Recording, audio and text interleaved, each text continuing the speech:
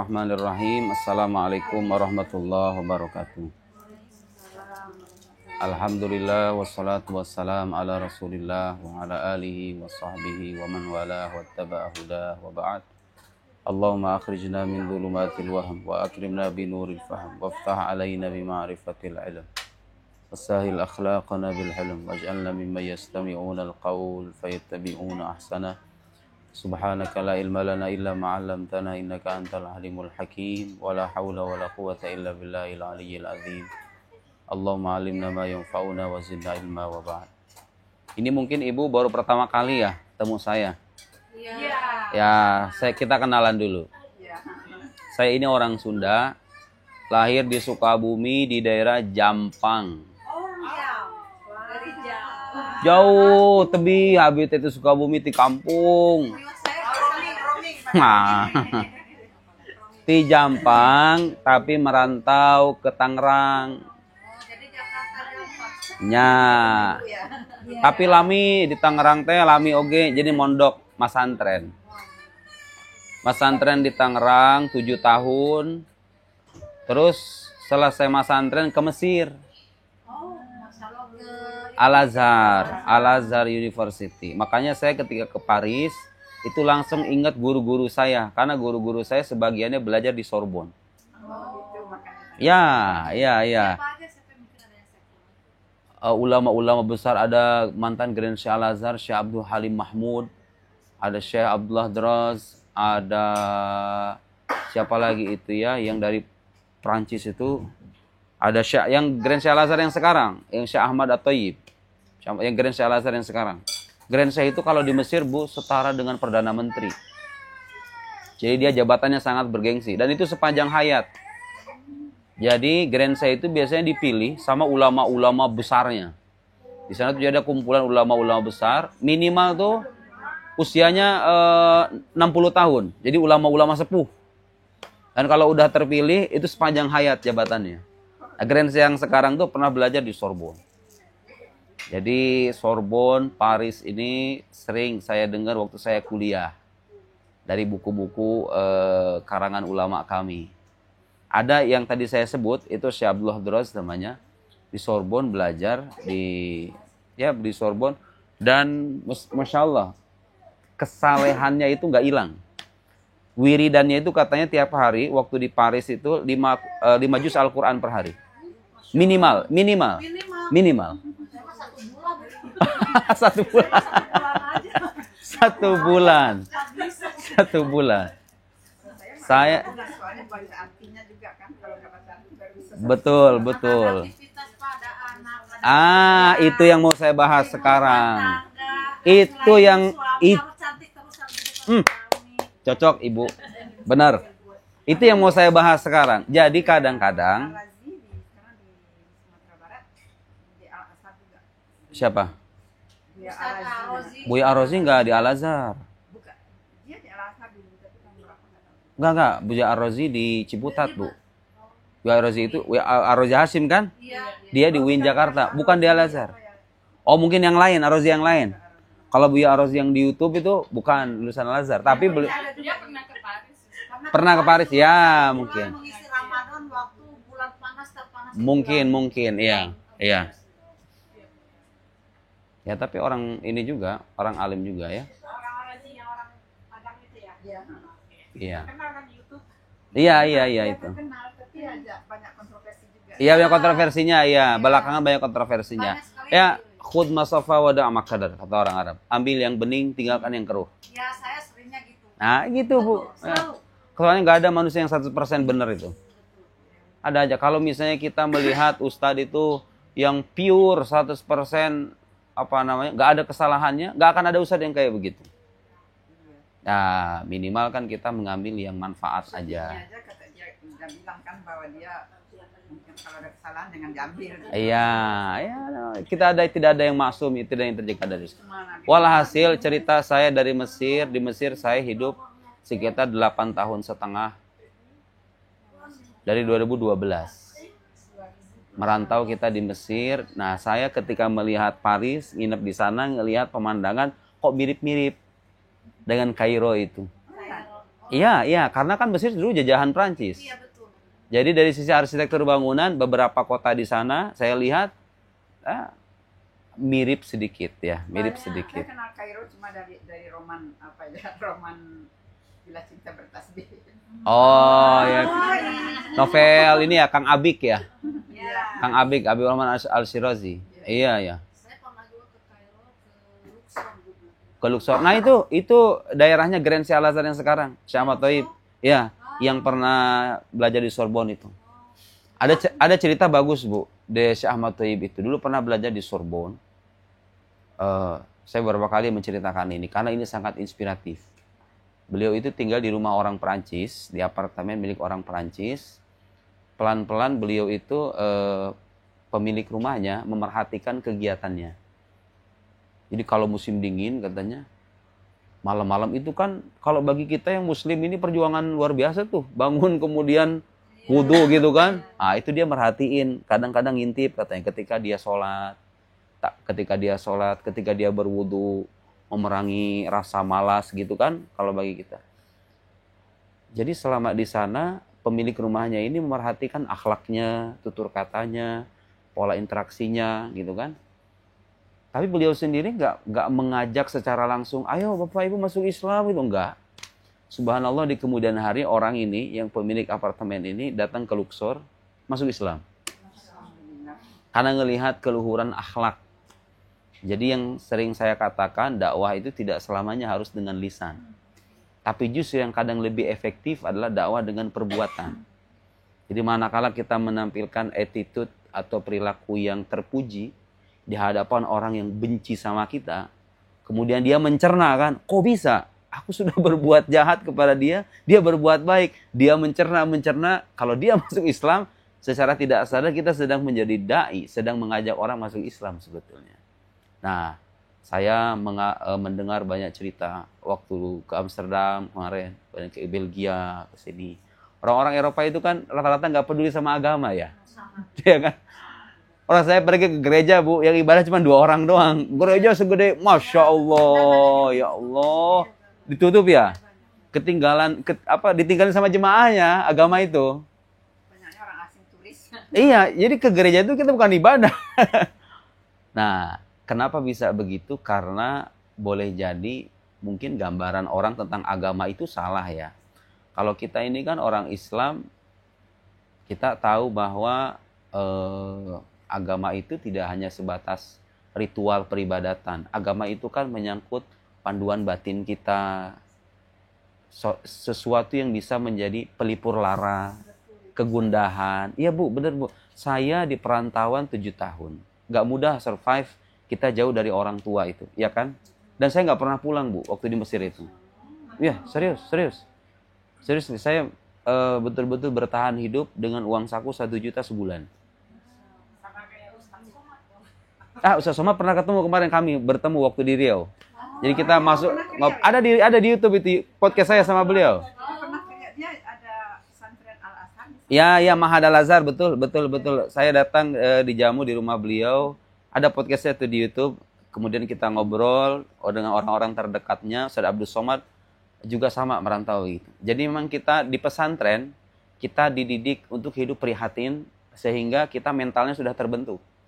Gak gampang mengeluh gitu dengan keadaan. Kadang-kadang kalau saya sama ibu tuker apa, kita kan gak bisa bertemu secara fisik ya. Tapi waktu itu WhatsApp udah ada, belakangan tuh ada WhatsApp, video call. Tapi itu kan gak bisa mengobati kan. Subhanallah, di tahun ke-7 saya merantau, saya bisa bikin buku, bisa bikin karangan. Kata saya, jasad saya nggak bisa pulang ke rumah. Tapi minimal saya bisa memulangkan hasil belajar saya. Saya punya karya, saya pengen dipegang sama ibu saya. Saya kirimkan ke adik kelas yang mau pulang waktu itu, orang Depok. Saya titip ya, naskah buku ini. Ini hasil karangan saya selama belajar 7 tahun. Tolong, bahasa Indonesia. Ada nggak bukunya Pak? Ada, tapi di Indonesia. Banyak, di Indonesia banyak. Pak Giri. Ada Pak Giri ada berapa stok ya? Yang buku mantik mah nggak ada. Jadi saya dulu tuh ngarang buku pertama kali itu sekitar 500-an halaman, buku ilmu mantik tentang logika. Saya kirim ke ibu saya nangis sejadi-jadinya. Mama nangis melihat ini nak, katanya. jasad kamu tidak pulang, tapi datang dengan sebatas nama. Kan ada namanya kalau di buku itu kan. Ya Allah, tapi setelah itu buku saya alhamdulillah jadi laku, jadi bestseller, Bu. Dapat penghargaan kemudian hari di Jakarta tahun 2023 itu sebagai buku non-fiksi, buku Islam non-fiksi terbaik. Subhanallah, itu saya sampai ingat saya. Kita cari di Tapi untuk ibu-ibu terlalu berat. Karena buku logika. nggak apa-apa, senang aja buat di pesawat. Ada buku yang lain. Pada nonton video. Ada buku yang Setelah itu saya menulis buku lain. Jadi sekarang total alhamdulillah ada 18 buku. banyak sekali. Ibu bisa pilih. Buku yang pertama ilmu mantik, ada buku logical fallacy, ada buku tentang seputar ketuhanan, itu pertanyaan-pertanyaan yang membingungkan seputar Tuhan. Saya kumpulin, kasih jawaban-jawaban. Kan banyak orang-orang Eropa nanya kayak gitu kan. Kalau Tuhan itu ada, kenapa Tuhan membiarkan orang-orang beriman yang terjajah di sana? Ya kan? Nah, jawabannya apa? Oke, mau jawab kayak begitu? Nah, gini Bu. Itu orang-orang yang suka mempertanyakan, emang kalau Tuhan ada, kenapa harus terjadi gempa bumi, ya longsor, musibah? Kenapa ada orang cacat, betul? Nah, kita jawab. Ya. Sekarang begini, sebetulnya kalau kita flashback ke belakang, saya boleh juga nanya, di mana Allah ketika Nabi Muhammad dan sahabat-sahabatnya disiksa? Kenapa dibiarin? Ketika Bilal bin Rabah ya betul, ya kan, disiksa di tengah padang pasir yang terik, ditimpa batuan besar. Kenapa Allah membiarkan? Ketika ada seorang sahabat namanya Khobab ibn al-Arat, dia itu sampai disundut pakai besi. Ammar bin Yasir di tengah padang pasir. Ammar bin Yasir itu bahkan sekeluarga, ibunya Sumayyah dibunuh pakai tombak sama Abu Jahal. Kemudian Yasir, suaminya dikubur hidup-hidup di tengah padang pasir sampai mati dua-duanya, kecuali Ammar selamat. Iya, saya boleh nanya juga dong, kenapa Allah membiarkan itu? Padahal Nabi Muhammad itu kekasih Allah kan? Kenapa dibiarkan begitu? Pertanyaan sama kan? Nah, jawabannya karena memang sejak awal dunia ini tidak Allah ciptakan sebagai tempat pemberian balasan. Dunia ini Allah ciptakan sebagai tempat mendapatkan ujian. Sampai-sampai kekasihnya sendiri diuji dengan ujian yang berat. Diusir dari tempat tinggalnya. Padahal Ibu, kalau Nabi Muhammad mau doa sama Allah, ya Allah hancurkan orang-orang kafir itu. Kira-kira ditolak gak doanya Nabi itu? Gak bakal ditolak. Tapi kenapa Nabi Muhammad mengikuti alur yang Allah tetapkan? Dia ingin mengajari kita, inilah dunia kita. Dunia kita ini, jangan berharap kalau kita beramal, langsung dibalas. Kita ini, seperti orang sekolah. Semakin tinggi derajatnya, ujiannya semakin berat kan? Anak ibu yang lulusan anak TK, anak SD, naik SMP, SMA, sampai S3, itu ujiannya beda-beda biasanya. Sesuai dengan level. Nah, berarti kalau begitu, kalau kita menyaksikan hal-hal yang pahit, penderitaan-penderitaan yang dialami oleh saudara seiman kita, itu tanda, Bu. Itu mereka itu orang-orang terpilih di sisi Allah. Cuma kitanya nggak sadar. Ya, apalagi mereka, karena mereka nggak percaya adanya akhirat gitu. Kalau siapa? Orang Prancis? Ya, Orang yang dunia barat, ateis lah gitu, ateis. yang banyak ateis kan banyak sekarang. Walaupun mereka mengaku Kristen, Katolik. Ya, hakikat mereka ateis ya. Kebanyakan mereka nggak percaya Tuhan ya. Nggak percaya gitu. Nggak percaya Tuhan. Ya, Makanya kita bersyukurlah. Di sana kita sulitnya untuk menjelaskan. Makanya kita harus kasih tahu dulu Tuhan tuh ada atau enggak. Nah, sebenarnya gampang. Mungkin kalaulah kita nggak bisa menyadarkan orang-orang sekitar, minimal anak cucu keturunan kita, Bu, dijaga. Nah, mendoakan itu harus, tapi mengajari juga perlu. Dan sebenarnya gampang sekali. Saya meminum kopi sekarang. Saya dengan nalar saya, dengan logika saya yakin betul bahwa kopi ini ada yang buat kan? Tidak mungkin kopi itu meracik dirinya sendiri kan? Ibu pakai baju ini pasti ada yang buat toh. Kemudian ada karpet, ada rumah pasti ada yang nyusun kan? Jadi saya nggak bisa nerima kalau ada orang bilang rumah ini membuat dirinya sendiri, betul nggak Bu? Nah, sekarang alam semesta juga begitu. Gak mungkin dia menyusun dirinya sendiri. Ada yang buat dong alam semesta juga. Tapi pertanyaan anak kecil itu biasanya begini, terus di mana?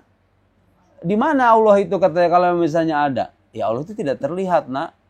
Loh, kalau tidak terlihat berarti nggak ada dong. Oh, nggak juga. Saya nggak melihat orang yang buat alat teknologi ini. Nggak pernah melihat. Tapi saya yakin dia ada kan. Saya yakin ada karena ada efeknya. Ada hasilnya gitu loh. Kita yakin Allah itu ada karena sekarang ada perbuatannya. Ini alam ini bagaimana adanya dulu. Kan begitu. Sesederhana itu ada banyak hal dalam hidup kita. Contoh-contoh yang kita saksikan. Sebetulnya itu sangat sederhana meyakini keberadaan Tuhan itu. Kalau misalnya kita bilang Tuhan tidak ada, itu sama kayak orang bilang itu gelas membuat dirinya sendiri, baju menjahit dirinya sendiri, motornya menyusun mesinnya sendiri. Tapi kan mustahil. Alam semesta juga nggak bisa begitu, nggak bisa menyusun dirinya sendiri. Harus ada yang mengendalikan. Dan kita nggak bisa ngelihat yang mengendalikan alam itu. Karena dia beda dengan makhluk. Kalau dia sama dengan makhluk, ya nggak usah jadi Tuhan. Kan begitu. Jadi satu hal yang mungkin ini Bu, salah satu pelajaran berharga yang saya dapat selama merantau katakanlah 9 tahun di Kairo. Ini yang cocok nasihat ini untuk ibu-ibu yang di perantauan. Ya mungkin nasinya berbeda-beda. Tapi tadi ibu bilang kita udah gak cukup waktu untuk ibadah sunnah, terlalu sibuk kita dengan pekerjaan dan lain-lain. Ternyata ibu-ibu, Allah Subhanahu wa Ta'ala itu memandang apa yang kita kerjakan itu, walau terlihat sepele, kalau diniatkannya untuk beribadah, itu bisa bernilai ibadah. Kata guru saya begini, ini nasihat, salah satu nasihat berharga yang pernah saya dapat dan selalu saya ingat, selalu saya ceramahkan. Ibadah dengan pahala besar, yang kadang sering dilupakan orang itu adalah itqanul amal. Itqanul amal itu artinya memantapkan pekerjaan. Ibu mengurus anak, serius mengurus anak dengan baik. Mungkin kalau tahajud udah nggak sempet, anaknya bangun begadang kita. Kalau duha juga kita udah nggak sempet, paling sempet yang fardu doang, yang 5 waktu doang. Percayalah ibu, yang ibu lakukan itu ibadah pahalanya besar sekali. Ya, jadi jangan kita membayangkan beribadah itu hanya sebatas di musola, di masjid, membaca mushaf. Meskipun itu harus sebetulnya, jangan sampai ditinggalkan mushafnya sampai berdebu. Meskipun itu harus, tapi setiap langkah gerak-gerik kita itu, ini nasihat dari guru saya, dan alhamdulillah orang kalau berpikir begini, dia nggak akan merasa kekurangan ibadah sebetulnya, ya kan? Iya, karena itu hakikatnya ibadah, tergantung niatnya. Apalagi itu kalau mau tahajud sekarang bangunnya jam 2. Misalnya udah mau jam 12 malam. Jadi kita saya harus bangun. Makanya saya ngelihat, saya datang ke sini kan jam 8 waktu Belanda tuh. Saya lihat kok mataharinya masih terang begini jam 8. Ternyata maghribnya jam 10. Ya Allah ya Karim. Kita cuma tidur 3 jam aja. Berarti lebih susah kan Bu, menjalankan agama di Eropa lebih susah kan. Nah, sekarang kabar gembiranya apa? Al-ajr ala qadril masyaqqah. Pahala yang Allah berikan itu sesuai dengan kadar kesusahan. Artinya begini, sholatnya ibu itu dibandingin sholat saya dengan kesusahan yang ibu dapat, boleh jadi pahalanya lebih gede sholatnya ibu. Lah iya, saya nggak mengarang-arang, bukan menghibur. Memang begitu agama kita. Semakin sulit kita menjalankan perintah Allah, pahala itu semakin besar. Ibu punya anak, kalau punya anaknya baik, terus ibunya nyaman, biasa aja kan. Tapi kalau punya anak bandel, masih taat sholat. Pahalanya lebih besar itu. Punya suami soleh, baik, bertanggung jawab, ibu sholat, normal, ya kan? Punya suami baik. Coba punya suami kayak gerandong. Terus kitanya masih taat beribadah. Itu pahalanya luar biasa. Asia, istrinya Fir'aun, dapat kedudukan tinggi di sisi Allah gara-gara apa? Bukan suami yang soleh, suami yang durhaka. Asia. Sampai-sampai doanya diabadikan dalam Al-Quranul Karim. Rabbibnili indaka baitan fil jannah. Ya Allah, bangunkan aku rumah di alam sorga. Doanya Asia, istrinya Fir'aun, sampai-sampai diabadikan di Quran. Berarti itu perempuan mulia sekali. Mulia bukan karena suaminya yang orang soleh, bukan karena Nabi suaminya. Suaminya itu ngaku sebagai Tuhan. Fir'aun yang menyembelih Bani Israel. Anak-anak Bani Israel. Subhanallah, Asia istri Fir'aun. Jadi, kata guru saya begini lagi. Boleh jadi ada orang, pahalanya itu bukan didapat dari kesunahan-kesunahan yang dia lakukan. tapi karena kesabarannya menghadapi ujian hidup. Kata guru kami, kesabaran menghadapi ujian hidup yang berat itu boleh jadi mengalahkan ratusan rakaat sholat sunnah pahalanya. Yang kadang orang nggak sadar kan itu kan. Dia mengira bahwa dengan dia terus mendapatkan ujian secara berat itu, kadang-kadang dia merasa Tuhan itu meninggalkan dia. Oh, salah. Ketika Anda hidup dengan penuh linangan air mata, Tuhan itu meningkatkan derajat Anda. Ya, kayak orang ujian tadi. Kalau ujian S3 itu kan pusing, Bu. Saya waktu di Al-Azhar, bikin tesis itu 900 halaman. Udah gitu dibantai sama dosen saya ketika sidang itu, seserius itu. Karena kita S2 kan, pasca sarjana. Kalau saya mahasiswa S1, gak usah bikin karya ilmiah, ujian lulus. Ah, lihat. Bagaimana kalau kita beragama dan memahami pesan-pesan agama itu dengan baik, dia bisa menjadi sesuatu yang bisa mengokohkan mental kita. Jadi kita nggak kehilangan harapan, nggak hopeless, tidak kehilangan harapan. Dalam keadaan, saya tuh beberapa kali ketemu kemarin waktu di Belia itu curhatan ibu-ibu tuh kayak begitu. Suaminya yang dulunya mualaf, katanya, tiba-tiba di kemudian hari mungkin karena nggak serius beragama, akhirnya ya dia sudah berusaha Pak Ustadz mengingatkan suaminya, tapi nggak kunjung sadar. Kadang-kadang ya berlaku seperti itu gitu. Dengan adanya teroris gitu, Iya. Dia bilang kenapa orang muslim begitu. Saya udah bilang itu bukan karena agamanya, tapi karena orangnya. Iya. Karena Nggak bisa itu ya. Nggak selalu berhasil gitu. Iya. Apalagi di TV-TV Eropa itu udah dicuci otak tentang Islam. Gitu ya Bu ya. Itu dari kecil itu udah otaknya udah pada dicuci. Dari kecil ya. Di TV-TV Islam. Terus itu 24 jam. Kalau Ibu udah berapa tahun Ibu? Saya udah 22 tahun. Masya Allah. 22 tahun. Berarti mengalami itu ya, Sangat mengalami. Masya Allah. Emang ibu di kota kan? Di Parisnya. Masya Allah. Tapi nggak mengalami ujian rumah tangga kayak gitu nggak? Getir udah tahu getir udah alhamdulillah dari Allah. Nah, itu Ibu, kalau Ibu ya. Kalau Ibu tanya sama saya sebagai orang yang belajar agama, kemudian membaca ayat Al-Qur'an, Al-Qur'an pernah bilang, "Innama yuwaffas sabiruna ajrahum bighairi hisab." Itu kalau diartikan begini terjemahannya. Sesungguhnya orang-orang yang bersabar itu akan dituntaskan balasannya bighairi hisab, tanpa hisab. Jadi nggak ada saking tidak terbatasnya pahala orang bersabar itu, sampai saya pahalanya kata Allah dilukiskan, nggak ada hitungannya itu. Coba itu bayangkan Ibu. Kalau Ibu membaca ayat Quran itu, artinya yang kadang sering lupa dari perhatian kita, manakala kita menderita, berlinang air mata, tenggelam dalam setapa, dalam urusan rumah tangga kah, pekerjaan kah, kita jauh dari keluarga dan lain-lain, sadar atau tidak, itu sedang meningkatkan derajat dan makom kita di sisi Allah Subhanahu wa taala. Sampai saya begini Bu, saya mendengar kisah ulama, beliau itu ketika anaknya meninggal bukannya menangis, tapi dia berbahagia. Bukan bahagia karena meninggalnya anak, tapi dia bahagia karena melihat manisnya takdir Allah di balik kepahitan hidup yang dia alami itu. Karena ini Allah yang pengen. Kalau Allah yang pengen, dia bergembira. Bukan bergembira karena kematian anak. Normalnya orang pasti bersedih kan. Tapi maksudnya ada orang-orang level keimanan jauh di atas kita. Ketika melihat ujian itu dia menghadapi dengan senyuman. Dia menangis sebatas perasaan manusiawi. Tapi pada akhirnya dia menatap itu dengan rasa syukur, senyuman, dan kebahagiaan karena membayangkan besarnya ganjaran Allah yang akan diberikan kepada dia suatu saat nanti. Nah itu yang itulah pentingnya iman Bu. Itulah pentingnya iman. Yang membuat kita bertahan pada akhirnya manakala diuji dengan pasangan, pekerjaan, lingkungan, apapun yang membuat kita bertahan pada hanya iman kan. Ngomong-ngomong masalah itu, Pak, mohon maaf. Ya. Kemarin saya pas di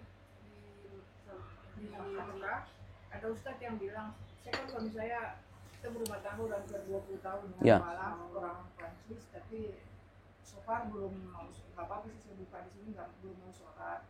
Sejak saya ingatin, ayo sholat yuk, dia bilang, selalu jawablah, kamu aja dulu, gitu. Terus aku bilang ke dia, aku aja dulu, terus kamu kapan? Aku gitu. Iya. Kamu aja gitu terus jawabnya. Iya. Terus Pak Ustadz yang di Mekah bilang gini, aku ngomong kan ke dia, terus dia bilang gini, ibu bisa berhak menceraikan suami ibu. Oh enggak.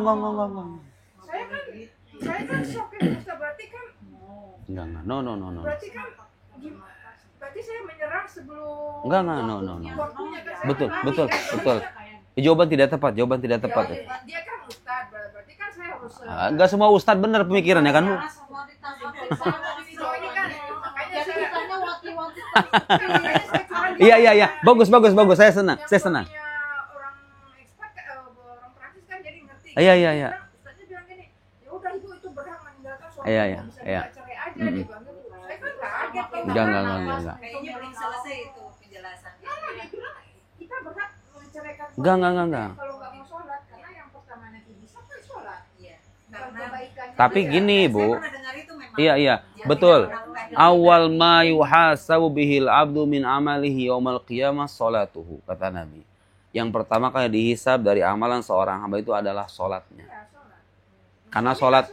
Karena sholat itu adalah ibadah yang paling pokok menyangkut hubungan dia dengan Tuhan. Nah, Ibu boleh kasih sebelum saya jawab yang barusan ya. Ibu boleh kasih penjelasan. Nabi itu pernah melukiskan sholat itu mathalus salawatil khamsi kamathali naharin ghamrin azbin. Perumpamaan sholat 5 waktu itu seperti air sungai yang deras dan airnya segar. Bibabi ahadikum, yang terletak di pintu rumah kalian. Kita punya rumah, di depan rumah kita ada aliran sungai yang deras, yang airnya bersih. Yaqtahimu fihi kulla yaumin khamsa marrat. Terus kita ini, kata Nabi, nyebur di sungai itu sehari 5 kali. Nabi nanya sama sahabat, masih tersisa kotoran atau tidak? Jawaban sahabat, la syai. Gak ada lagi kotoran kalau kita mandi 5 kali, ya kan?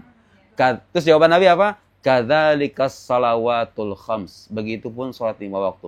Tudhibudz dzunub kama yudhibul ma'ud daran. Dia menghilangkan dosa sebagaimana air menghilangkan kotoran. Coba itu. Siapa di antara kita yang gak mau dicuci sama Gusti Allah? Dosa-dosanya. Kalau orang tahu. Dan ini kita ngajarin ke anak kayak begitu. Perlu. Kemudian kita ajarin anak kita itu kalau sholat. Nah, jangan jangan terus-menerus. Kalau nggak sholat, akan bertemu mungkar nakir. Akan ada palu godam, kamu disiksa. Masuk neraka, dibakar selama bertahun-tahun. Jadi jangan selalu mendominasi perkataan yang menakutkan. Kenapa? Karena kalau orang beragama dengan rasa takut, biasanya nanti dia akan gampang berubah haluan. Gak cinta sama agama. Padahal yang dibutuhkan anak adalah ketergantungan emosional. Rasa cinta dulu. Gimana caranya? Saya suka kasih permisalan sama santri-santri saya. Nah, entong, saya kadang manggil saya begitu. Kalau kamu diam di suatu rumah, tiba-tiba setiap pagi, setiap pagi dan setiap sore ada orang ngasih uang, ngasih makanan, ngasih pakaian, ngasih kamu barang-barang yang kamu butuhkan. Tiap hari. Gak pernah kamu ketemu dia gak pernah ketemu kamu. Kamu gak pernah ngelihat dia gak pernah ngelihat kamu. Tiap pagi keluar rumah, buka pintu, ada makanan, ada uang, ada pakaian. Kira-kira mau gak berterima kasih sama orang itu kalau ketemu? Mau kan? Allah Subhanahu wa Ta'ala ngasih kita makan, minum, kenikmatan bernafas, berjalan, melihat, kita nggak pernah ngelihat dia. Pengen nggak ngucapin terima kasih? Harusnya kan pengen kan? Ajari anak ketika sholat itu, tujuan kita sholat itu berterima kasih sama yang ngasih kita nikmat. Iya, itu penting. Kalau anak sudah cinta dengan agama, Bu, wallahi 1000 iblis sekalipun datang. Kalau dia sudah cinta, nggak akan mempan. Masalah orang-orang Eropa yang meninggalkan agama dan memandang agama sebagai hal yang remeh itu. Karena mereka nggak punya rasa cinta sama agamanya. Betul nggak? Kadang anak saya dulu yang kecil gitu, kalau ada yang lumpuh atau rekosen, kamu itu katanya gitu. Nah, kamu kalau kasih sesuatu yang sempurna, mata kamu sempurna. Bagus. Kamu sempurna. Kamu mendengarkan yang sempurna. Kalau bicara agama, mau meraih surganya Allah enggak? Emang di surga itu ada apa? Jadi saya nggak bilang neraka ya Pak ya. Iya. Jadi yang surganya aja terus. Nah, ya. Meski pada akhirnya Ketika dia dewasa nanti akan tahu ada namanya neraka, ada siksaan neraka, dia pasti akan tahu. Cuman sebagai pengantar yang bagus, membuat anak itu berharap kepada Tuhannya, memandang Tuhan itu sebagai sosok yang harus dicintai, bukan hanya ditakuti. Gitu ya, sebagai pengantar yang bagus. Nah, saya ingin menjawab pertanyaan masalah ibu, karena banyak orang di luar sana kayak begitu. Ujian hidup. Selama suami itu masih bisa, ya istilahnya masih bisa menjalankan fungsinya sebagai kepala rumah tangga, memberi kita nafkah, mencukupi, sempurna, bagus, bagus. Tahu tugasnya ibu apa? Tugas ibu apa? Tugas ibu itu adalah mengingatkan. Just it. Hanya sebatas itu. Hanya sebatas mengingatkan. Hah? Kalau istri nggak bisa menjawab. Enggak. Ini prinsip, ini bagus. Wala taziru waziratun wizra ukhra. Seseorang itu tidak akan memikul dosa orang lain. Kalau ibu sudah mengingatkan, bagaimana kalau suami menanggung dosa istri atau enggak? Tergantung. Suaminya sudah membimbing atau belum? Sudah mengingatkan atau belum? Sudah mengingatkan, ngasih nasihat, membimbing, masih gitu juga, enggak akan menanggung dosanya. Pertanggungjawaban dosa dalam Islam itu sifatnya individual, masing-masing. Ibu nggak usah khawatir, suami ibu nggak sholat, dosa dia sama Tuhannya. Tapi ibu berkewajiban mengingatkan dengan cara yang baik pula. Tapi kan sayang waktu kita kalau aku bilang selalu ke dia, aku tuh cinta kamu di surga sama di sampai ke jannah. Iya. Kamu di dunia aja, aku mau kita kumpul lagi di surga. Iya. Dia. Ibu, ya. Tapi ya. Itu enggak. Bukankah? Enggak. Sekarang begini ibu, kadang-kadang kita menyadarkan orang itu kan perlu waktu. Udah 20 tahun kok. Nah, kita kan nggak pernah tahu. Siapa tahu setahun sebelum, 2 tahun sebelum, 3 tahun sebelum. Ibu, berkacalah sama istrinya Fir'aun itu. Coba itu kurang apa? Gak ngaku sebagai Tuhan kan suami ibu? Fir'aun, istrinya Fir'aun berhadapan dengan suami, ngaku sebagai Tuhan, menyembelih anak laki-laki yang lahir, kejamnya sedemikian luar biasa kepada Bani Israel, ngaku sebagai Tuhan pula. Beristri dengan perempuan saleha yang dimuliakan dalam Al-Quran. Artinya, kalau kita bisa bersabar. Kalau saya menyarankannya bukan bercerai, bersabar. Ibu kalau bersabar, boleh jadi pahala ibu itu lebih besar ketimbang pahala saya. Saya punya istri masih sholat 5 waktu. Masih bisa diberikan nasihat. Artinya orang yang taat. Ibu punya suami kayak begitu, kalau ditimbang pahalanya, kesabaran ibu kan lebih banyak. Kesabaran ibu lebih banyak, boleh jadi ibu lebih tinggi derajatnya ketimbang saya. Saya tidak mengada-ngada ngomong begini. Itulah agama kita. Agama kita memandang ujian hidup itu bukan sebagai laknat selama kita beriman. Ujian hidup itu adalah cara Allah meningkatkan derajat. Saya nggak suami saya kan meninggal jadi nggak ada apa lagi. Tapi waktu dia belajar Islam di masjid ada 2 hal yang dia pegang. Ya. Pertama karena dia asalnya itu dari di sekolah Kristen, di sekolah Katolik itu. Jadi dia percaya Tuhan. Yang dipegangnya pertama, kita itu nggak pernah sendiri. Ya. Dan kalau itu yang diajarkan orang di masjid Parisnya, di tukang moske katanya, kalau kita bicara berdua rahasia pasti ada yang ketiga, ketiga ada keempat. Dan yang kedua yang dipegangnya, kita itu sebagai seorang muslim kita berhubungan langsung dengan Tuhan. Karena di gereja kan harus ada Bapak. Iya. Jadi kalau ini Iya betul, saya tahu itu. Ya itu yang menyenangkan dia gitu. Makanya dalam Islam nggak ada istilah penebusan dosa. Pribadi. Jadi ibu jangan usah khawatir bagaimana nasib ke daerah nanti. Kita berbaik sangka bu. Boleh jadi ketika kita kadang-kadang yang sering dilupakan. Kadang-kadang lisan kita mungkin nggak didengar, tapi doa kita loh bu. Doa kita yang terus-menerus boleh jadi Allah mendengar doa itu, Allah berikan dia kesadaran dengan cara yang kita tidak sangka-sangka, ya kan? Nah ini yang sering orang lupa. Kadang orang tuh menyadarkan orang tuh dengan ucapan, dengan ingatan melalui ucapan, gitu ya. Padahal kadang-kadang doa itu kadang-kadang efeknya lebih dahsyat ketimbang ucapan itu sendiri. Apalagi kalau menasehati ia, mendoakan juga ia. Di sepertiga malam, dalam sujud sholat.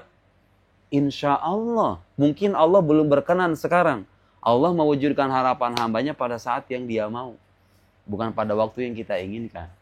Karena begini bu, kadang-kadang manusia itu kadang-kadang yang sering lupanya apa?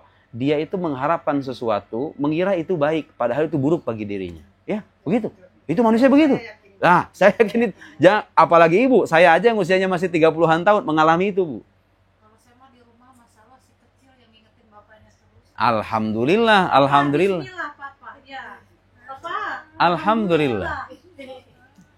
Jadi berbahagialah ibu yang berada mungkin dalam tekanan, dalam masalah hidup. Bahkan kata Nabi, Bu, dalam hadisnya, ma yusibul muslima min nasabin wala wasabin wala hammin wala huznin wala adhan wala ghammin hatta syauka allati yushakuha illa kafarallahu biha min khotoya. Tidaklah menimpa seorang muslim dari rasa sakit, rasa lelah, gangguan, rasa cemas. Sampai-sampai Nabi bilang, duri ikan, duri, kalau misalnya nempel kita makan ikan, duri nempel sampai sini kan sakit dikit kan? Itu dihitung sama Allah sebagai penghapus dosa. Ya Allah ya Karim. Aywa, iya, iya. Atau kita harus berdoa. Jadi karena sakit ini sebagai dosaku. Enggak, tanpa ibu berdoa udah otomatis. Tanpa ibu berdoa udah otomatis. Makanya boleh jadi, Bu, Allah itu ngasih kita ujian supaya apa? Pas kita pulang kita bersih. Ibu nggak mau begitu. Masalahnya kita nggak tahu kadar dosa kita kan. Kadang Allah ngasih ujian berat, boleh jadi. Pokoknya dua kemungkinan dosa itu. Kalau bagi orang beriman, ima dia menghapus dosa atau mengangkat derajat. Selesai. Kemarin kan Pak Ustaz ikut demo buat Palestina, tapi kaki saya sobek karena jalan jauh, panas, Ya. 40 derajat, tapi alhamdulillah. Min nasab wala wasab. Nasab wala wasab. Rasa lelah, rasa sakit. Itu saya nggak ngebayangin. Kalau duri ikan yang nempel di tangan, sakitnya dikit aja dihitung. Apalagi sakitnya ibu sama suami kan. Itu luar biasa. Sakit sekali kan. Jadi rasa sakit itu kadang-kadang disadari atau tidak. Manakala kita tahan, kita sedang beribadah, pahalanya besar pula. Jadi di antara ibadah besar yang sering orang lupakan itu adalah memantapkan tugas kita masing-masing. Ibu bertugas sebagai ibu punya anak, ibu asuh anak dengan baik, ibu bisa menjadi orang bermakom tinggi di sisi Allah Subhanahu wa Ta'ala. Saya sebagai ustadz mengajar santri, tugas saya ngajar. Kalau saya mengajar, berusaha sebisa mungkin jadi pengajar yang baik, insya Allah semuanya sama kesempatannya. Ada ibu rumah tangga, ada yang jadi ustazah, ada yang jadi pebisnis, ada yang jadi petani, ada yang jadi politisi, macam-macam tugas kita.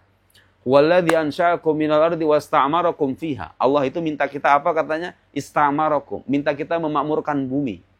Memakmurkan bumi itu harus dengan fungsi yang berbeda-beda kan? Siapa yang ngurusin anak kalau semua jadi ustazah, ya nggak Bu? Lah iya, kalau semua jadi ustaz, siapa yang jadi pebisnis? Yang jadi petani? Yang memberikan sandang, pangan, papan, yang membuat bangunan? Kita harus bagi-bagi tugas. Nah, kalau ibu ditempatkan di satu posisi, apapun itu, dan kita berusaha memantapkan tugas kita di posisi itu, yakinlah itu pahalanya besar. Kalau kita berusaha untuk karena ada hadis begini, Innallaha yuhibbu min ahadikum idza amila amalan ayyutqinahu. Allah itu cinta kalau kalian beramal, kalian memantapkan amalan kalian. Jadi kalau jadi petani sungguhan, berhasil dunia pertanian, Allah suka yang begituan.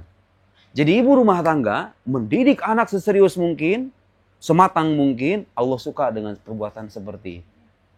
Nah, sekarang yang terbayang di sebagian kepala orang kalau disebut kata ibadah, beribadah itu artinya kita kemana-mana megang tasbih, kemudian mengamalkan amalan sunnah yang banyak. Gak semua orang mampu kan? Ibu yang punya anak 3, mungkin boro-boro mikirin sholat tahajud, betul nggak?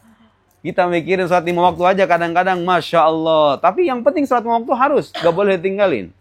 Tapi kalau ada kesunahan, aduh saya puasa Senin Kamis saya udah gak kuat, anak saya, suami saya begini. Jangan khawatir. Pahala kita boleh jadi bukan dari situ. Ada orang-orang nanti masuk surga bukan karena amal sunnahnya, tapi karena kesabarannya menghadapi ujian hidupnya yang berat. Boleh jadi.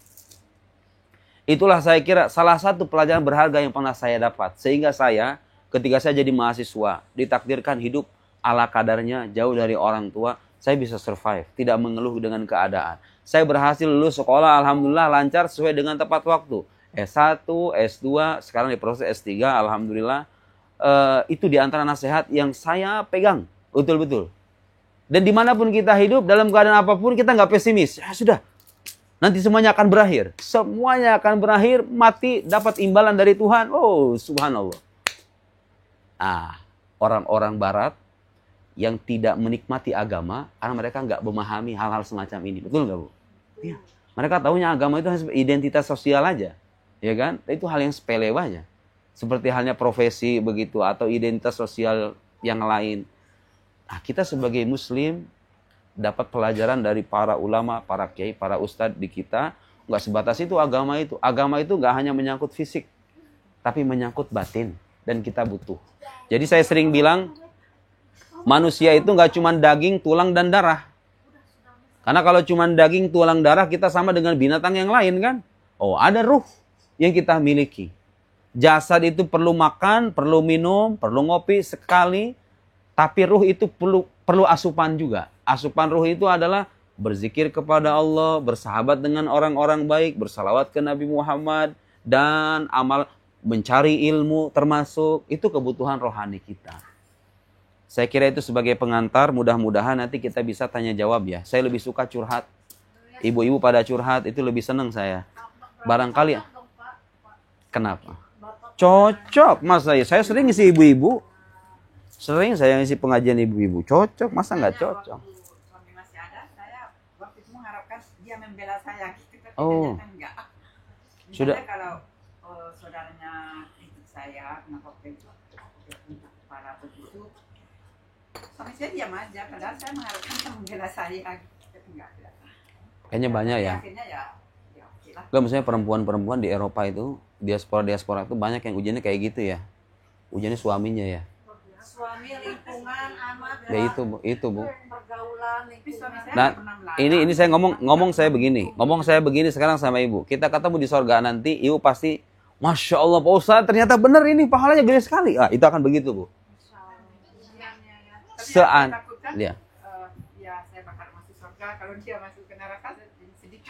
Hanya Allah yang tahu bu. Hanya Allah yang tahu sorga dan neraka. Punya amalan yang Nih, dibaliknya. ada satu ungkapan orang Arab bagus, pesannya bagus. Mungkin ada di belakang, kadang-kadang gini suami. Nah, iya, boleh jadi. Kadang-kadang kan kemarin katanya suami juga kan dia ada temennya, tapi anak itu lagi diuji coba kanker berat. Masya Allah, kecil. Masya Allah. Jadi ambil konje udah habis, jadi suami kasih ibu cuti, jadi Iya. cuti suami itu dikasihkan ke beliau. Mm-mm. Ambil aja saya punya 2 hari biar kamu bisa ngurus anak kamu. Iya. Kan dengan hal itu walau alam. Jadi ada ungkapan orang Arab begini bagus. Ini bagus. Saya ingat sampai sekarang karena ini bagus sekali pesan. Lawit tala'atum 'alal ghaib lakhtartumul waqi'. Kalau kalian itu bisa menerawang hal gaib, maksudnya takdir Allah yang gaib itu. Kita kan nggak pernah tahu kan takdir Allah.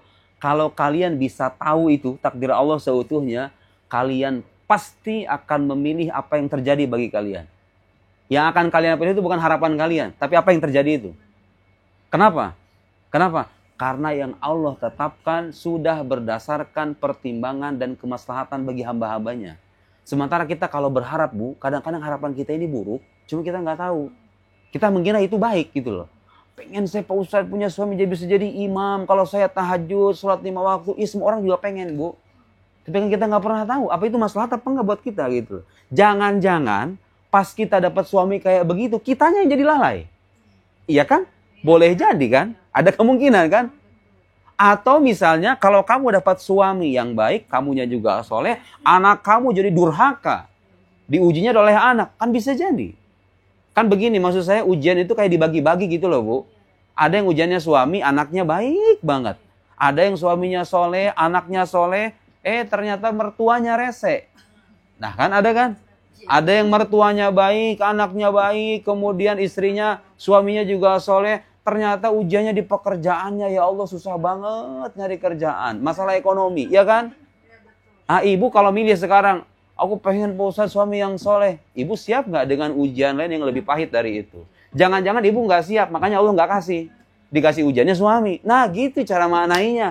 Sehingga kita bisa hidup dalam keadaan apapun. Kita tetap menjadi hamba Allah. Sehingga kita tidak banyak. Karena begini, kita mengeluh dan berharap pun, keluhan kita nggak ngaruh apa-apa kan sebenarnya. Kita mengeluh itu nggak mempengaruhi apapun sebetulnya kan. Malah tambah berat. Masya Allah. Benar Bu. Semakin kita berharap, semakin kita itu akan tenggelam dalam kekecewaan. Tapi semakin kita pasrah, semakin kita mudah mendapatkan kebahagiaan. Jangan salah. Ada orang-orang matanya menangis, hatinya berbahagia. Kok bisa? Ya, ketika dia membalut tangisannya itu dengan keimanan dekat kepada Allah Subhanahu wa taala. Soalnya begini, orang ketika sholat diuji, rasanya itu lebih nikmat.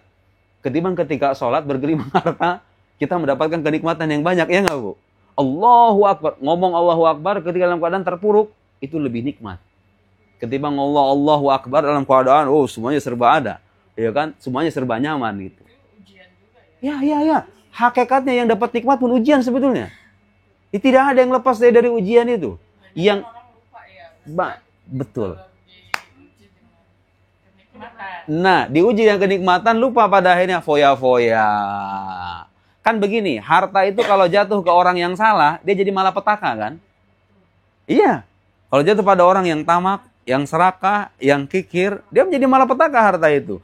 Allah kadang tarik harta itu dari seseorang karena Allah tahu kalau dia dikasih harta berlimpah, durhaka dia.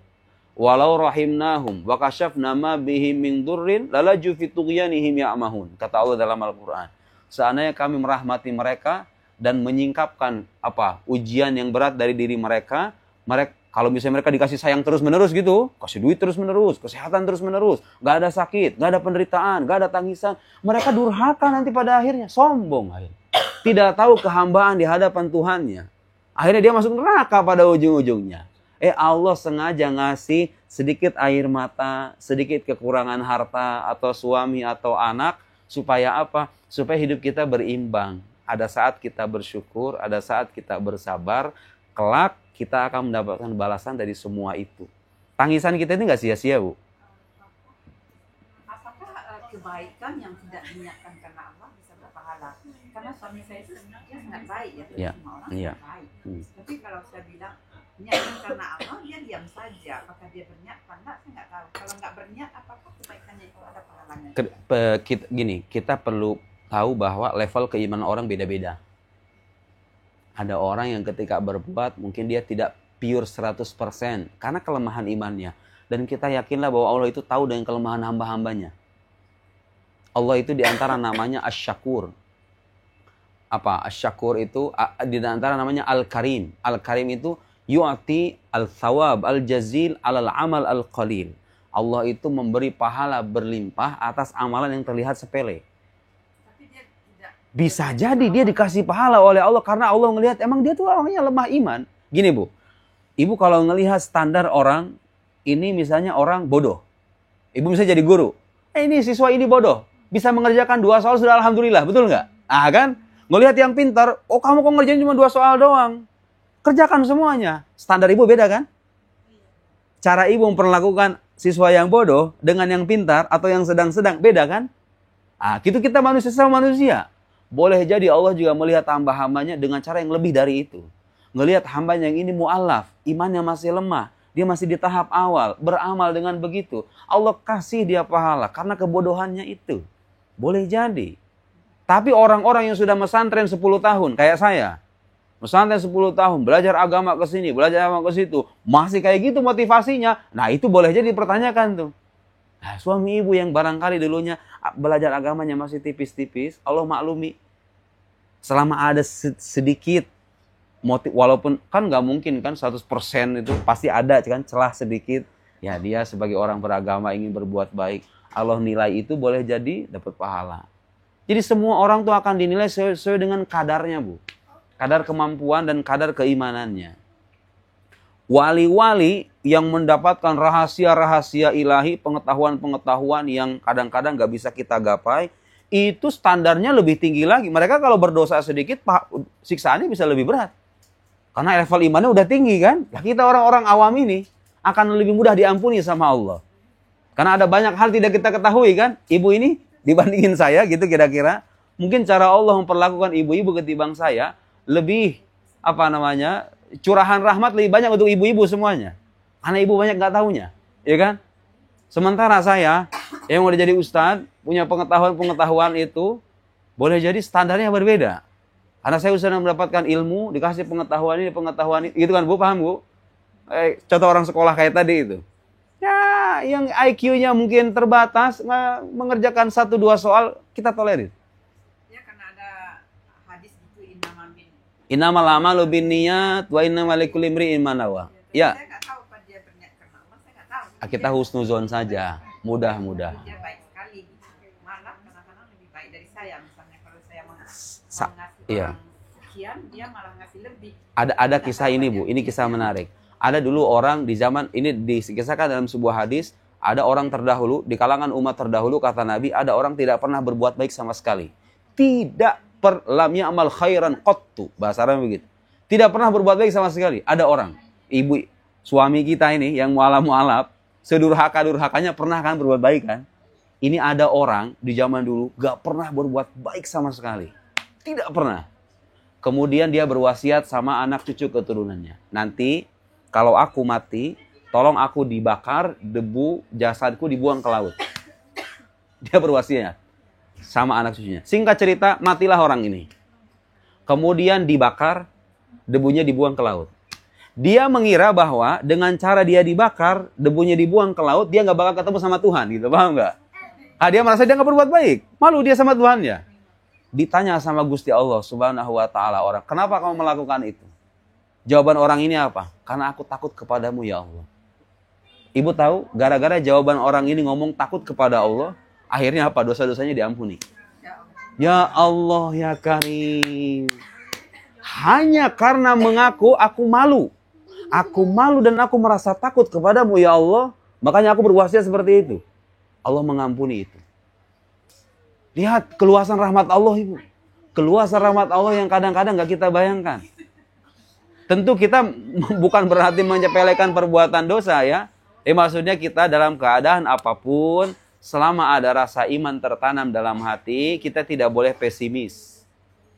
Qul li'ibadiyalladzina asrafu ala anfusihim la taqnatu mir rahmatillah. Katakan kepada hamba-hambaku yang melampaui batas atas diri mereka, jangan kalian berputus asa dari rahmat Allah. Innallaha yaghfiru dzunuba jami'a. Semua dosa itu Allah ampuni. Dan yang menarik, Allah masih nyebut orang-orang yang melampaui batas itu sebagai hamba-hambaku, bukan musuh-musuhku. Para pelaku dosa besar itu masih Allah sebut, panggil dengan apa katanya? Hamba-hambaku. Ya ibadi, hamba-hambaku. Walaupun Netanyahu, Benyamin Netanyahu juga Pak. Itu beda cerita, bukan dia orang kafir. Kita bicara orang beriman. Oh iya. Ya orang beriman. Orang yang dalam hatinya ada keimanan. Tapi dia kan orang beriman, Yahudi itu kan Beriman. Enggak, iman dengan iman yang sahih. Iman dengan iman yang sahih. Yahudi Nasrani imannya nggak sahih. Bagaimana dikatakan sahih? Iman yang sahih itu harus percaya kepada Allah, percaya pada semua utusan Allah. Orang Yahudi percaya semua utusan Allah nggak? Nggak. Orang Nasrani percaya semua utusan Allah apa enggak? Ya, hanya Islam yang percaya semua kitab suci, semua ajaran Nabi, semua Nabi nggak dibeda-bedain, ya kan? Agama yang sempurna. Agama yang sempurna. Makanya ibu kalau sudah jadi Muslim, gak usah pindah agama. Karena sudah lengkap agama kita. Iya. Mau lihat syariatnya, aturan syariatnya lengkap, aturan akhlaknya lengkap, akidahnya juga lengkap. Mau dicari apa lagi dalam agama Islam yang nggak ada? Kadang-kadang kitanya aja yang kurang belajar, kan begitu. Tapi semua penjelasan sudah ada. Iman kita itu sempurna. Semua nabi kita percaya. Jadi ada Muslim percaya Nabi Muhammad, gak percaya Nabi Musa misalnya. Kafir dia, selesai. Lihat tuh. Gak diterima imannya. Atau percaya Nabi Musa, Isa, Muhammad, gak percaya Nabi Adam alaihissalam, kafir. Percaya Al-Quran, tapi saya tidak percaya Taurat, tidak percaya Injil. Yang diturunkan kepada Musa dan Isa, kafir. Bukan Taurat yang ada sekarang ya, atau Injil yang ada sekarang, bukan. Tapi Injil yang pernah diterima oleh Nabi Isa alaihissalam sebagai wahyu dari Allah. Kalau kita gak percaya, kafir. Lihat, iman yang sahih itu gak bisa dipisah-pisah antara iman kepada Allah, iman kepada utusan Allah. Orang misalnya, saya percaya Nabi Ustaz, percaya Tuhan, tapi gak percaya surga, gak percaya neraka, kafir. Karena surga dan neraka dikabarkan oleh Nabi, yang harus kita percayai. Alam akhirat, surga, malaikat, dan gak pernah kita lihat malaikat. Kenapa kita percaya? Karena yang mengabarkannya seorang Nabi. Nabi yang tidak pernah berbohong. Harus kita akui. Itulah agama kita, Ibu. Bersyukurlah kalau kita ditakdirkan sebagai Muslim. Walaupun kita menderita, penderitaan ini kelak akan berbuah pahala. Cuma pahala itu nggak Allah singkapkan sekarang, Bu. Soalnya kalau disingkapin sekarang, nggak ada ujian lagi, ya nggak? Kita semuanya bersyukur semua dong kalau disingkapkan pahalanya semuanya. Allah tutup pahala itu. Saya hakul yakin, kalau seandainya orang dikasih tahu pahala sholat isya berjamaah aja, itu jalanan nggak ada yang sepi, Bu. Nggak ada yang, iya pasti sepi. Nggak akan ada keramaian di jalanan itu. Pasti orang ke masjid semuanya. Kalau disingkap kali ini pahala berjamaah sholat itu. Tapi Allah tutup itu pahala-pahala itu supaya menjadi ujian bagi kita semuanya. Siapa yang jujur, siapa yang tidak. Alhamdulillah itulah saya merasa semakin kita mendalami agama, semakin kita tidak ingin lepas dari agama itu. Nah, orang-orang di Eropa yang tidak memandang penting agama, karena mereka tidak belajar agama secara mendalam atau melihat agama dari perilaku oknum-oknumnya. Meninggalkan agama karena perilaku oknumnya, padahal kan agama dengan umat beragama dua hal yang berbeda. Antara Islam dengan orang Muslim kan dua hal yang berbeda. Jangan melihat Islam hanya dari golongan non-Muslim saja, kan begitu. Orang Muslim tidak semuanya baik. Ya, orang Kristen juga tidak semuanya baik. Kita harus fair melihat agama dari agama itu sendiri, bukan dari perilaku penganutnya. Alhamdulillah. Pertanyaan sedikit, Pak. Suami saya kan sudah meninggal. Apakah dia nggak pernah berniat untuk umrah atau haji karena dia takut keramaian begitu, Pak? Ya. Apakah boleh saya badalkan? Kalau ya, kalau yang sudah meninggal kan boleh dibadalkan. Karena ada yang mengatakan bahwa kalau dia tidak berniat atau tidak berwasiat, itu nggak boleh katanya. Enggak sih, saya nggak pernah. Saya memang nggak Saya belum tahu pendapat ada yang semacam itu. Setahu saya yang meninggal itu boleh dibadalkan. boleh ya. Boleh. Ya, ibu punya kesempatan untuk itu. Mudah-mudahan. Wallahu alam. Mungkin ada pendapat begitu, tapi saya belum dengar. Ya, saya pernah dengar gitu. Katanya kalau dia nggak berniat, nggak boleh katanya. Enggak. Setahu saya nggak mengharuskan wasiat sih. Allah alam ya, mungkin itu ada pendapat lain. Allah alam. Biasa dalam masalah fikih itu ulama suka beda pendapat kan? Iya, tapi ya. Ya udahlah, badalin aja. Kalaupun pahalanya nggak sampai kan ke ibu juga pahalanya. Iya tuh. Ibu apalagi ibu kasih hati aja. Kalau kan punya niat baik. Ibu udah haji. Masya Allah, tuh Bu lihat tuh keberkahan yang ibu dapat. Saya sampai sekarang belum haji. Ibu dapat nikmat yang tidak Allah berikan kepada saya. Saya mendapatkan nikmat yang tidak ibu dapat. Itulah kita semuanya. Dikasih nikmat udah ada bagian-bagiannya masing-masing. Ibu dapat kenikmatan, saya nggak dapat. Saya dapat kenikmatan, ibu nggak dapat. Ya, tapi saya haji dari sini tanpa mahram karena dari Indonesia nggak mungkin naik haji. Ya Masya Allah. Karena dari Indonesia harus nunggu 30 tahun ya nggak mungkin. Kalau di sini enggak ya? Di sini cepat Pak. Dapat. Berarti ibu juga udah haji? Insya Allah Pak. Itu akan tahun depan. Mutia, Ini baru pulang ini. Maya, baru pulang. Ini ibu haji berdua nih baru pulang. Ini ibu rata-rata suaminya orang Perancis. Iya. Rata-rata. Alhamdulillah. Gimana ceritanya bisa jodoh sama orang Perancis itu? Ya, nggak tahu ya. Takdir. Ya, udah ketemu. Bener. Nggak boleh hati Kata orang Minang itu asam di gunung ikan di laut bertemu dalam Cila. Saya benar-benar gitu, saya ketemu suamiku di London cuma 2 kali 7 menit. 2 kali 7 menit? Ya, kemudian koresponden 7 tahun. Masya Allah. Kemudian tahun ke-6 dia masuk Islam di masjid. Ibu punya anak berapa berarti? Oh, belum ya? Apanya? Enggak, ibu kan ini ya. Iya, suami udah nggak ada kan? Iya. Terus setelah masuk Islam 1 tahun, Berarti sekarang menyendiri di sini? suami saya nggak meninggal. Berarti ibu tinggal sendiri? Iya. Masya Allah. Masya Allah. Kami semuanya. Ya, semua keluarga sini. Dan saya yakin betul memang kerasa saya nggak pernah merasa sendiri. Ya itulah Bu, Rasanya seperti ada yang memang gitu. pasti. Dan, Jangan itulah, khawatir. Dia belajar Islam di masjid di Paris gitu. Tapi ya Itu asli orang Perancis ya? Bukan Ya, kami semuanya asli. asli Perancis ya? Tapi ya, saya Termasuk ibu ya Bu? Yang berat. Mu'allaf juga. Ya, saya Anak ibu berapa? 2. Masya Allah. Bahasa Indonesia bisa dia? Dikit-dikit. Namanya Arjuna tapi Arjuna. namanya Arjuna.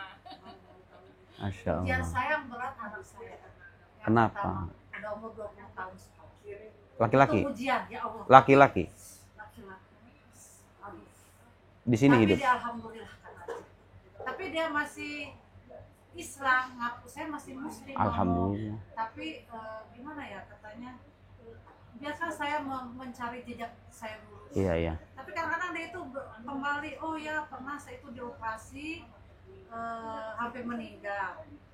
Terus kata dokter, ini kan dijahitkan katanya. Nah, kalau nanti keluar darah, kadang-kadang nggak keluar darah, tertinggal itu bisa meninggal.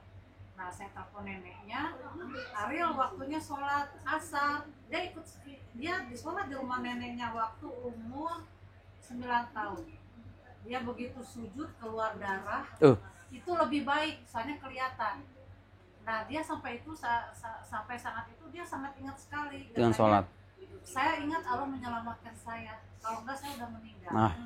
Dia selalu kalau berpikiran Kan boleh, ya itu kan orang jadi ingat sama Allah tuh kadang-kadang di masa begitu kan? Iya. Tapi udahlah kadarullah. Ya, kita terima. Tahun, udah saya usahakan didik secara agama. Saya sekolahkan agama. Ya, Ibu sudah menjalankan tugas. Karena saya bercerai dengan suami, dengan bapaknya. Oh, terus sekarang Ibu mengurus anak sendiri? Saya ketemu dengan bapaknya itu langsung ijab kabul. Jadi sebulan kami nikah gitu. Jadi saya nggak pacaran dulu, ketemu di rumah kami. Karena adik saya datang ke Prancis. Iya. 5 tahun kemudian bawa suami saya pertama lihat saya jatuh cinta langsung menikah kami. Jadi nggak ada pacaran dulu. Terus saya pacaran luar Sudan selama 7 tahun. Dan waktu itu belum ada WhatsApp, belum ada telepon. Cuma surat atau telegram yang ditulis gitu bukan. Ibu pasti begitu. Tapi saya alhamdulillah menikah kembali. Itu pun 10 menit ketemu, ijab kabul 10 hari kemudian. Ketemu di metro 5 menit katanya ke kota. Macam-macam. Masing-masing punya pengalaman. Kalau ini rumahnya siapa? Ibu Yeyen? Iya. Oh, sama suaminya di sini? Iya. Oh. Anaknya 5. 5.